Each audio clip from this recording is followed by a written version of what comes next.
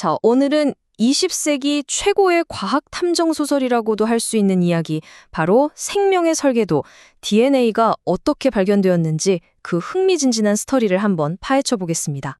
모든 생명체, 그러니까 저와 여러분을 포함해서요. 우리 몸을 움직이는 그 모든 정보는 대체 어떤 분자에 담겨 있을까요? 이게 말이죠. 수십 년 동안 과학자들의 머리를 싸매게 했던 정말 거대한 미스터리였습니다. 자, 그럼 이제부터 그 이야기 속으로 들어가 볼 텐데요. 우리가 잘 아는 그 유명한 이중나선, 그게 나오기까지는 정말 까마득한 세월이 필요했습니다. 이 모든 것의 시작은 1865년으로 거슬러 올라갑니다. 멘델이 완두콩으로 유전 법칙을 찾아냈지만 이때는 아무도 주목하지 않았죠. 그러다 1869년에 미셸이라는 사람이 세포 핵에서 뉴클레인이라는 걸 발견해요. 이게 바로 DNA였는데 당시엔 그 정체를 몰랐던 거죠. 시간이 흘러 1900년대가 되어서야 멘델의 법칙이 재발견되고 유전 물질 이런 게 있구나 하면서 본격적으로 찾기 시작합니다. 그리고 마침내 1944년 에이버리의 실험으로 유전 종모는 단백질이 아니라 바로 이 DNA가 옮긴다는 게 결정적으로 밝혀집니다. 정말 거인들의 어깨를 딛고 한 걸음씩 나아간 거죠. 근데 이상하죠? DNA는 이렇게나 일찍 발견됐는데 왜 수십 년 동안 아무도 거들떠보지 않았을까요? 그 이유는 당시 생각으로는 아주 간단했어요. 생명이란 게 얼마나 복잡합니까? 그럼 그 설계도도 당연히 복잡해야 한다고 생각했던 거죠. 20가지나 되는 아미노산으로 무한한 조합을 만드는 단백질에 비하면 고작 4가지 염기로 이루어진 DNA는 뭐랄까 너무 단순해 보였던 거예요. 자, 이제 에이버리의 실험으로 범인은 DNA라고 밝혀졌습니다. 이제 남은 건 뭐였을까요? 바로 어떻게? 라는 질문이었죠. 이 DNA가 도대체 어떤 구조로 생겨 먹었길래 그 복잡한 유전 정보를 담고 또 복제까지 할 수 있는지, 그 비밀을 풀 열쇠는 바로 구조에 있었습니다. 이 비밀을 풀기 위한 경주가 시작됩니다. 정말 쟁쟁한 선수들이 뛰어들었는데요. 크게 3팀이 있었습니다. 한번 만나보시죠. 이 경쟁 구도가 정말 영화 같았어요. 한쪽엔 이미 노벨상까지 받은 화학계의 거물 라이너스 폴링이 있었고요. 또 다른 쪽엔 런던에서 실제 DNA 사진을 찍고 있던, 그러니까 데이터를 손에 쥔 전문가들이죠. 로잘린드 프랭클린과 모리스 윌킨스, 그리고 아무도 주목하지 않았던 젊은 2사람, 케임브리지의 제임스 왓슨과 프랜시스 크릭이 있었습니다. 이 경주에서 가장 중요했던 무기가 바로 X선 결정학이라는 기술이었습니다. 이건 뭐랄까 분자 세계의 CT 촬영 같은 거예요.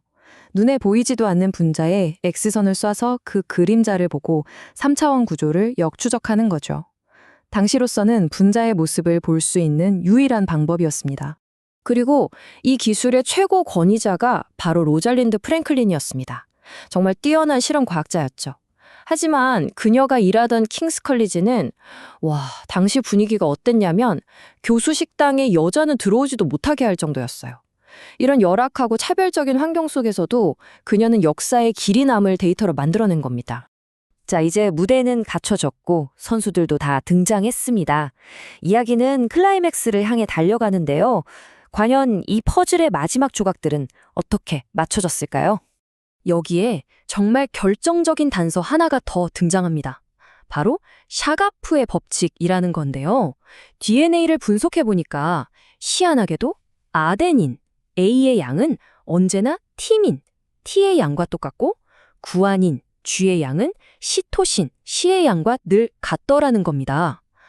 이거 뭔가 감이 오지 않으세요?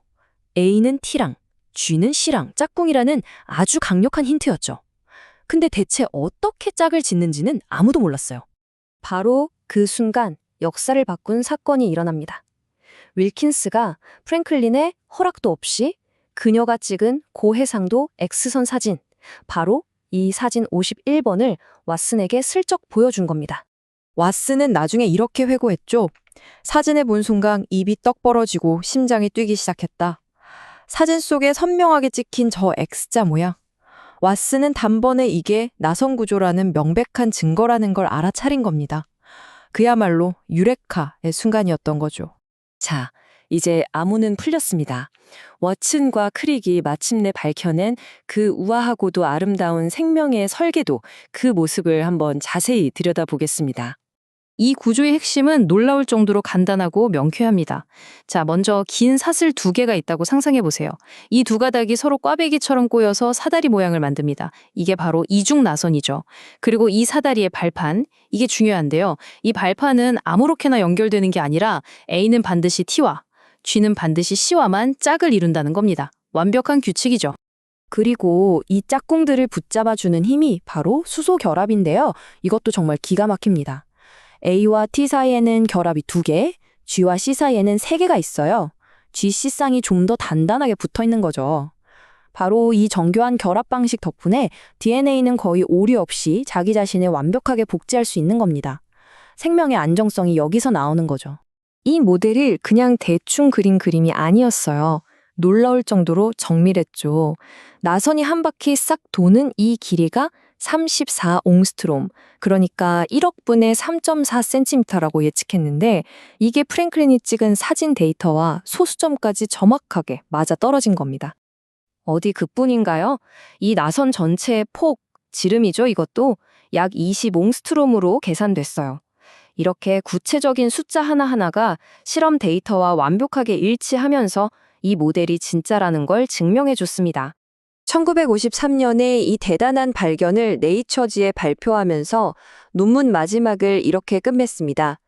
이 구조는 상당한 생물학적 관심의 대상이 될 만한 새로운 특징들을 가지고 있다. 아마 과학 역사상 가장 겸손하고 절제된 표현이 아닐까 싶은데요. 사실 이 한 문장은 생물학 전체를 뒤바꿀 혁명의 서막을 알리는 총성이었습니다. 자, 그럼 이 발견이 세상에 어떤 영향을 미쳤을까요? 그 거대한 유산과 또 그 빛 뒤에 가려진 그림자, 그리고 이 발견이 열어젖힌 새로운 과학의 시대에 대해 이야기해 보겠습니다. 결국 1962년 왓슨, 크릭, 그리고 윌킨스는 노벨상을 받습니다. 하지만 이 영광스러운 자리에 당연히 있어야 할 한 사람의 이름이 빠져 있었죠. 바로 결정적인 증거, 사진 51번을 찍은 로잘린드 프랭클린입니다. 안타깝게도 그녀는 1958년에 암으로 세상을 떠났고 노벨상은 사후에는 수여하지 않는다는 원칙 때문에 끝내 이 명단에 오르지 못했습니다. 이중 나선의 발견은 정말 끝이 아니라 새로운 시작이었습니다. 이 발견 덕분에 DNA의 정보가 어떻게 단백질로 만들어지는지를 설명하는 생명과학의 중심 원리가 확립됐고요. 이걸 바탕으로 유전자를 읽어내는 시퀀싱 기술, 유전자를 증폭하는 PCR 같은 기술들이 쏟아져 나왔습니다. 그리고 마침내 인류의 모든 유전자 지도를 완성한 인간 게놈 프로젝트까지, 우리가 지금 누리고 있는 개인 맞춤 의학 시대는 바로 이 발견에서부터 출발한 겁니다. 왓슨과 크릭이 풀어낸 이 암호는 생명과학이라는 거대한 책의 첫 장을 넘긴 것과 같았습니다. 하지만 그 책에는 아직 우리가 읽어내지 못한 수많은 비밀들이 가득 숨겨져 있겠죠. 과연 우리 다음 세대의 과학자들은 또 어떤 놀라운 비밀을 풀어내게 될까요? 그 미래가 정말 기대되지 않으십니까?